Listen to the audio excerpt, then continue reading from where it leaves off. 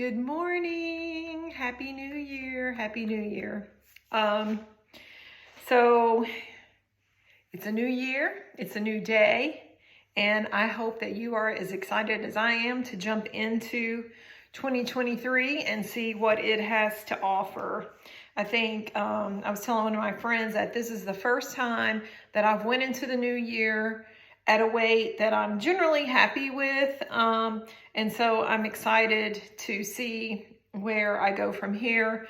Typically from Thanksgiving to Christmas time, I'll put on anywhere from 5 to 10 pounds, and through fasting and a little bit of discipline, I have been able to stay somewhere around 155 to 158, which is not, my ideal weight, but most of the time I start out in the high 160s or even higher than that. So I am coming up on 6 months in a couple days of fasting, and I want to talk a little bit about my goals, and I want to talk a bit about what has happened to my body within the last 6 months. So I spent this past weekend doing a lot of reflecting about what I wanted to do in 2023. I reflected on my successes from 2022, and I think it's always good to do that, is to spend some time reflecting on what went well. And so I wanted to share with you guys a little bit about what my plan is. So when I was in the Army, and after I retired and worked for the Army came up with a program kind of focusing on wellness and the whole soldier concept, right? And so through that learning, and through authors like Hal Elrod, who talks about the miracle morning and the things that you should do as you get your day started, and what's really current now is about just wellness, right? And so I wanted to take the things that I'm going to focus on. I kind of have them in buckets or pillars or genres or whatever you want to call it. But my pillars are professional goals, personal/family goals, physical goals, spiritual goals, and financial goals. And so last week I spent some time with my boss, and we talked about what I wanted for myself in my job and what he sees for me. And so we kind of talked about that, and I know where I'm going with that. And so I feel like in my life I have worked for people who have always pushed me outside my comfort zone, and I think he is doing that now. And I find that I am scared, but I'm going to go, and I'm going to be uncomfortable, and I'm going to grow. And so I'm excited about what that looks like for me. My personal goals are mostly focused on relationships. And the most important relationship is with this chick right here, with myself. I tend to be self-critical like most women, and I'm struggling with that this morning as I'm looking at myself, because you guys know I just had rotator cuff surgery, and I just finished my physical therapy exercises before I go to physical therapy this morning, and my brace is right there. I just have it off because it looks so bulky. And so I'm having this hair thing that I can't do anything with because I can't lift this arm up to do anything with it. So by the grace of God, I have curly hair, and I'm just kind of scrunching it, and I'm going with it. All right, so be nice to myself. Stop being self-critical, and to love myself first. Because what I found is that if I don't love myself first, I can't give the people that I love the love that they need. And so that was my goal for last year, was to set boundaries and to love myself. And I think I've been pretty consistent on that. I have my journal right here that my friend Vern gave me, and I journal about it every day. I love myself. And so I'm going to continue working on that and continue being nice to myself. Also in my personal goals is to continue to build on my relationship with my husband. It's a really great period of time. I feel bad for people who don't fight through or can't seem to make it to this point in their relationship, because I know the struggle is real and it is still real. Almost 29 years in, and we are still trying to figure it out, and we are going through different phases. And we, part of this was us just talking about what we want to do in our relationship. And so we're finding new things that we can do together as we are in our house alone. And, as we have grandchildren and our daughters have their husbands and their relationships. And so we're trying to continue to learn and grow as a couple. And then, of course, always trying to enrich my relationships with my daughters as they become mothers, and setting boundaries. They set boundaries with me.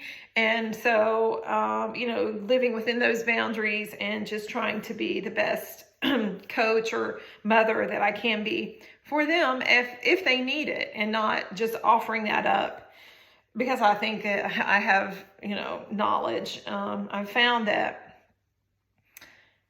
everything's changed. And so the advice I have, it might be obsolete.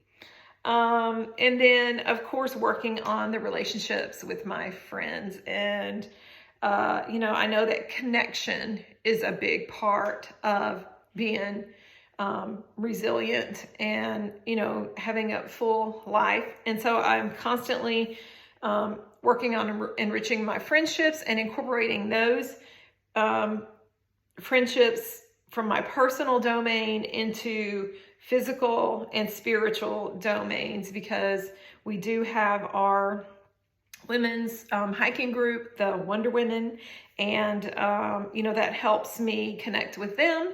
And I am always looking for growth in my friendships. Another thing for my personal growth goals is to get organized. I have started that. We just came off of 2 trips back to back. And so just trying to get, everything back together after being out of the house for what feels like 2 weeks. And so decluttering, getting rid of things that I don't need anymore, that doesn't serve me anymore. So that is one of my goals as well. All right, so moving on to the physical domain, of course, I'm fasting. And, my goals way back when were always to lose weight, right? But what I'm finding as an aging woman, 56 years old, is that what's more important to me are the health benefits. I just bought Mindy Peltz's book, Fasting Like a Girl, yesterday, because I started a 72-hour water/liquid fast. And I wanted to read more about that. But one of the things I love about her is that her goal through fasting is to heal chronic disease. And I know that for me personally, as someone who was in the Army for 21 years, I have a lot of back pain and a lot of pain that I'm dealing with right now. And I know that fasting has helped get rid of that inflammation for me. And it's helping as long as I do the right thing. And I haven't been consistent across the past 6 months. And so I'm looking forward to being more consistent in my fasting and in my decisions around food, eating whole foods, doing away with the processed food, which I don't eat a lot of processed food, but I do eat some. And I know that, I need to just move into more closer to whole foods. I have put fish back into my life because I know that as an aging woman, I need the protein in order to build muscle tone, which that is also a factor in my physical goals. Once I get through, healing, recovering from this shoulder surgery. So I'm figuring out things different now because I also have a wrist injury and this other shoulder injury. What the heck? And I'm working through those. And so I'm having to be adaptable and figure out how can I still maintain my muscle tone. I'm gonna stick to the 15,000 steps a day. I haven't gotten there in 3 weeks. Today is 3 weeks post-op. I'm building a little bit more every day. This weekend, my husband and I hiked 2.5 miles. That was probably a little bit more than I should have done because I kind of suffered for it. But, just slowly building myself back up to getting those steps in. I think yesterday I had about 10,000 steps. So also finding peace of mind. That's a part of my physical goals, is just, I'm a churner, I'm a doer, I'm a goer. So figuring out how to just sit still, be peaceful, manage my thoughts in order to have the life that I want to have. So toning, building muscle. And then also our hiking group, we do hikes once a month, the 4th Saturday of the month. If you're interested in that, hit me up and I'll send you information on that. And then I have a beautiful bike that I bought that I want to get back on. And then, of course, getting back into kayaking with my veterans kayaking group, or with myself or my neighbor. So those are my physical goals. And then moving into my spiritual goal, a big piece of that, of course, is my relationship with the Lord. And I am always working on that, just like everything else in my life. And so that's a priority for me, is continuing learning everything that I can to be have a closer relationship with the Lord. Other means of spirituality that I'm working on is, again, loving myself, meditating, having that connection between mind and body through breath. And I'm going to post a video about breathing a little bit later, as well as about meditating.